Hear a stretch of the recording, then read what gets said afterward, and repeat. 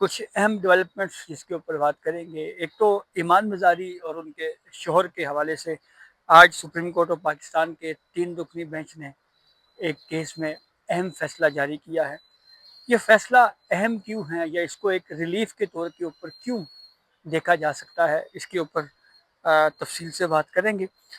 دوسرا, اب جب ہم یہ ویڈیو ریکارڈ کر رہے ہیں تو ایک لیٹسٹ ڈیولپمنٹ یہ پہنچی ہے ہم تک کہ پاکستان تحریک انصاف کی جو صوبائی حکومت ہے خیبر پختونخوا میں, وہ سارے وزراء وزیر اعلیٰ سہیل افریدی کی قیادت میں اڈیالہ جیل کے باہر پہنچ گئے.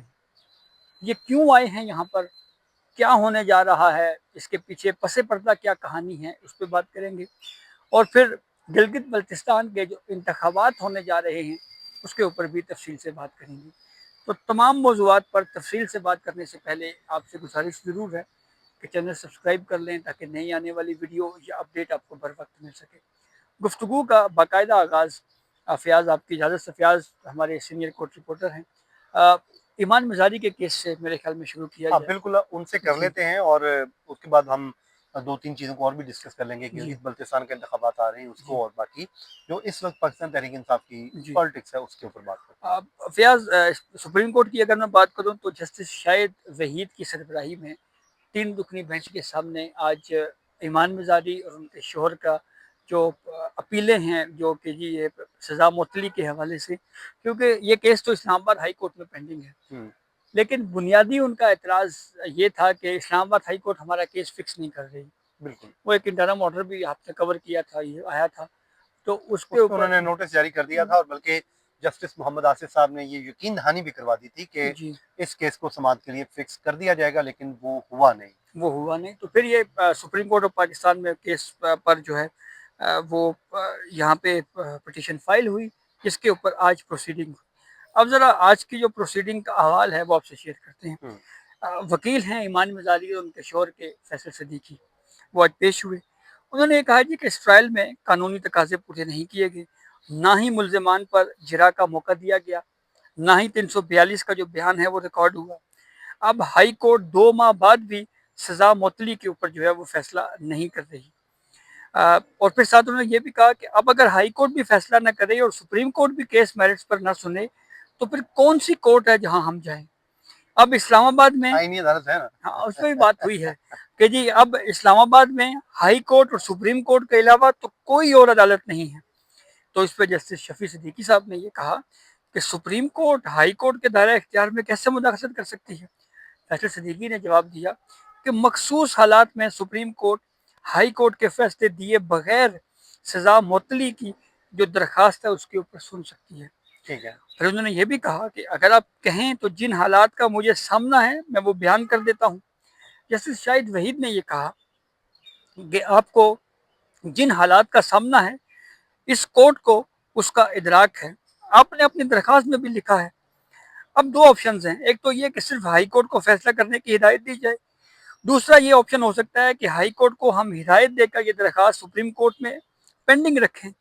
فیصل صدیقی نے کہا جی کہ ہائی کورٹ کو درخواست دے کر درخواست کو جو ہے وہ سپریم کورٹ اپنے سامنے پینڈنگ رکھے. فیصل صدیقی نے کہا جی کہ ہائی کورٹ جو ہے وہ اس سپریم کورٹ کے سائے میں رہے گا یہ کیس جو ہے. تو اس وجہ سے نعیم اختر افغان نے کہا کہ سب صرف سپریم کورٹ ہی نہیں وفاقی آئینی عدالت کا بھی جو ہے وہ سایہ ہے.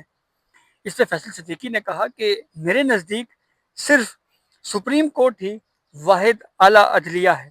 اس وجہ سے نعیم اختر افغان نے کہا کہ ایسا نہ کریں, وفاقی آئینی عدالت قائم ہے, سب وکیل وہاں پیش ہوتے ہیں, ترامیم پارلیمنٹ کا اختیار ہے. فیصل صدیقی نے کہا ہے کہ آج بھی فوجداری معاملات کی واحد اعلیٰ عدالت سپریم کورٹ ہی ہے. جیسے شفیع صدیقی نے کہا کہ فیصل صدیقی صاحب آج تو آپ نے خاصا ایئر ٹائم لے لیا ہے. فیصل صدیقی نے کہا ہے کہ ایمان مزاری جو ہے وہ میری بہنوں جیسی ہے. اس وجہ سے شاہد وحید نے کہا ہے کہ سب سے بڑھ کر یہ کہ وہ اس ملک کی بیٹی ہے. تو کورٹ نے 2 ہفتے دیے ہیں ہائی کورٹ کو کہ وہ اس معاملے کے اوپر جو ہے وہ اس کو ڈیسائیڈ کرے, اسلام آباد ہائی کورٹ, اور جب تک یہ کیس پینڈنگ رہے گا. فیاض میرے خیال میں تو یہ ایک بڑی ڈیولپمنٹ ہے, ایک بڑا بالکل, ریلیف ہے کہ سپریم کورٹ نے کیس پینڈنگ رکھا اور ہائی کورٹ کو کہا جی کہ آپ جو ہے وہ آپ اس کو ڈیسائیڈ کریں. आप इसका इम्पैक्ट क्या समझते हैं, क्या हो सकता है? देखिए जब भी ऊपर से कोई मामला आता है ज़ाहिर है उसका एक इम्पैक्ट तो क्रिएट हो रहा होता है और उसका डेफिनेटली और उसके जब ऊपर ये भी कि ऊपर आए ऊपर केस पेंडिंग रखा और हुआ है। पेंडिंग रखा और ये एक वाज़ेह पैगाम है कि आप इसको डिसाइड करें। क्योंकि हम माज़ी में बल्कि कुछ दिन पहले ही एक और जो है चीज़ देख चुके हैं और वो थी इमरान खान और बुशरा बीबी की जी। जो सज़ा मौतली की दरख्वास्त है। उनको भी कुछ साल डेढ़ साल जो है साल सवा साल तकरीबन मार्च के महीने में आई थी। साल 1 साल सवा साल महीना बनता है एक। तो उतना टाइम पेंडिंग रखा गया, मुख्तलिफ औकात में वो एडजर्नमेंट होती रही, कभी नैब नहीं आती थी, कभी कुछ। उसके बाद जब चलने की बारी आई तो कोर्ट ने उनकी अपीलों को फिक्स करके उसको गैर मौसर कर दिया। अब यहाँ पर भी अपीलें पड़ी हुई हैं और सज़ा मौतली की जस्टिस आसिफ साहब अपनी ज़बान से कह चुके हैं कि इसको फिक्स कर दिया जाएगा, बल्कि उन्होंने ये भी कहा था डेट दे दी जाएगी, लेकिन वो दी नहीं गई। उसके बाद उन्होंने सुप्रीम कोर्ट पाकिस्तान का दरवाज़ा जो है वो नॉक किया है। अब सुप्रीम कोर्ट ने ऑर्डर कर दिया है कि जिसको 15 दिनों में करें, लेकिन अभी हमने स्टेटस भी चेक नहीं किया है।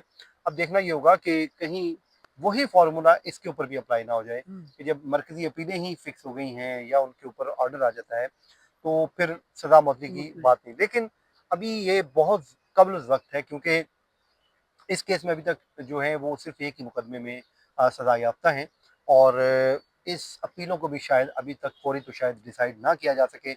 हाँ, ये ज़रूर हो सकता है कि इसमें 2 ऑप्शन निकल सकते हैं। एक तो इस्लामाबाद हाई कोर्ट इसको डिसाइड कर दे।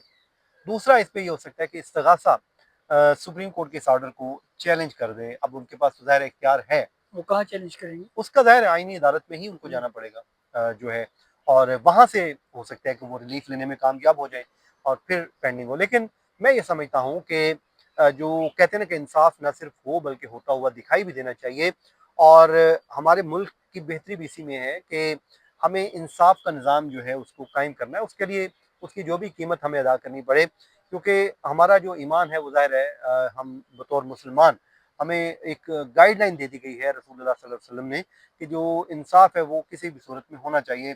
उन्होंने तो यहाँ तक कहा था कि उनकी बेटी से भी अगर सरजद होता तो उनके लिए भी वही कानून लागू करते जो दूसरों के लिए है। और वैसे भी जो पिछली कौमों का कहा गया वो इसलिए तबाह हुई थी कि वो इंसाफ नहीं करते थे। तो इसलिए इंसाफ करें, अगर गलत कुछ किया है तो जी। उसको सजा मिलनी चाहिए, कोई मसला नहीं है, और उस पर घबराना नहीं चाहिए। जो भी गलत किसी ने काम किया है उसको बिला धड़क आप सजाएं दें, और जिसने नहीं किया उसको बिला जी। धड़क आप और बेखौफ होके जो है जी, उसके साथ इंसाफ करें, और और उससे कानूनी अल्टीमेटली तकाज़े पूरे हाँ, होने चाहिए। कानूनी तकाज़े जब पूरे होंगे तो देखिएगा पाकिस्तान बहुत स्पीड से आगे बढ़ जाएगा। बिल्कुल ऐसा।